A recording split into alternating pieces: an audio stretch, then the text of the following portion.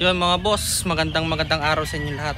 Pasensya na nga pala at hindi na nga pala po ako nakapag-update sa inyo about dito sa napisa natin ng September 4. Bali sila ngayon ay pa 11 days old na sila ngayon. Ito po yung mga pure, ito po yung mga reserve na sa atin, at saka yung iba ay ang iba nito ay nasa pahulugan system. Wala po yung ilaw kasi naka-ceramic lang po yan.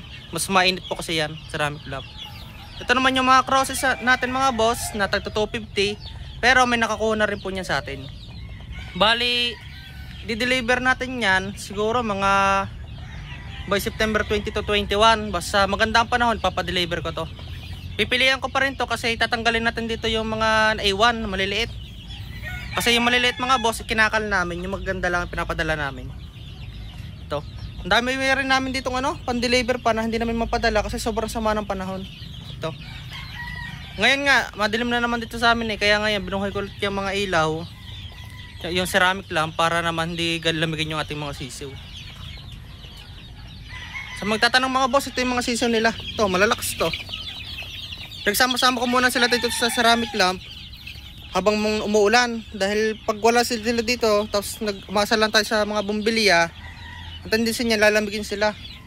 Pag nandito, pagtapos na silang kumain, tapos nilagay mo dito, tapos nakainom na, mas maganda ang tulog nila. Pa 10 days pa lang ito ngayon. Pakita niya naman.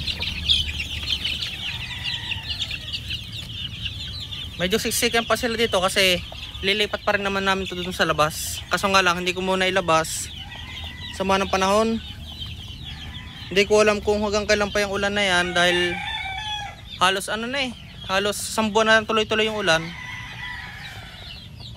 Mga boss, mas magaling kasi magpainit tong ceramic kaysa dito sa mga bumbilya. Yun lang mga boss, ito po yung update. Maraming salamat po. Balik katapusan po, may mag-out ako ng mga pure at saka crosses. May mapisa din po ako nun. Sa pure po 350, sa week old, sa 1 week old, sa day old na, sa 1 week old na cross ay 250 lang naman. Yun lang mga boss, maraming salamat po. Tawagan nyo lang pala ako sa 0938-848-6091.